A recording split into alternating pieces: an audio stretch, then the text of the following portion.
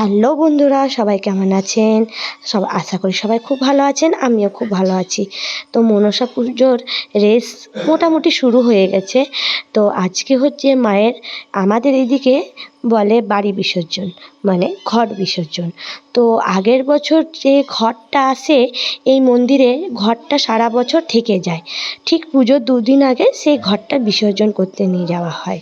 তো আজকে পুজোর দুদিন আগে, আজকে সন্ধেবেলায়, বিকাল এখন, তো ঘট বিসর্জন হতে হতে সন্ধে হয়ে যাবে। অনেক রকম পুজোর অনেক ব্যাপার থাকে, তো সেই সব করতে করতে অনেকটাই সময় চলে যায়, তো সন্ধে হয়ে যায়। তো সন্ধেবেলায় ঘটটা বিসর্জন হবে। তো দেখো নানানভাবে মনের বিশ্বাসের উপর নানান রকমভাবে হয়। একদম আমাদের ঘরের পাশেই এই মন্দিরটা। আমার ঘরে বলতে আমার মায়ের ঘরের একদম পাশাপাশি, একটা দেওয়াল এপার আর ওপার মন্দির। তো এখানে মা কালী আছে, ভোলে বাবা আছে, তারপরে গণেশ আছে, আর মা মনসা আছে। তো এখানে মনসা পুজোটা খুব ধুমধামে খুব ভালো করে হয়। আর মা মনসা তো জানোই, সকলেই খুব জাগ্রত। তো সেইখানে আজকে ঘট বিসর্জনে আমিও এসেছি।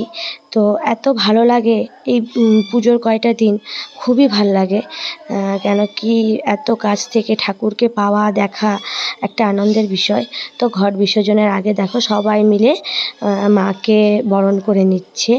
কেন কি, দুদিন পর পুজো, তো তার আগে যে ঘরটা বিসর্জন হয়ে যাচ্ছে, দেখো সন্ধে হয়ে গেছে। আমি বললাম অনেক রকম প্রক্রিয়া থাকে, অনেকটা সময় লেগে যায়। তো দেখো এখন ঘরটা যখন বেরাচ্ছে, এখন সন্ধে হয়ে গেছে বাইরেটা। তো দুদিন পর আবার ঘট আসবে, নতুন ঘট। কিন্তু এখন দেখো এই জায়গাটা কত ফাঁকা লাগছে, একদম ফাঁকা লাগছে।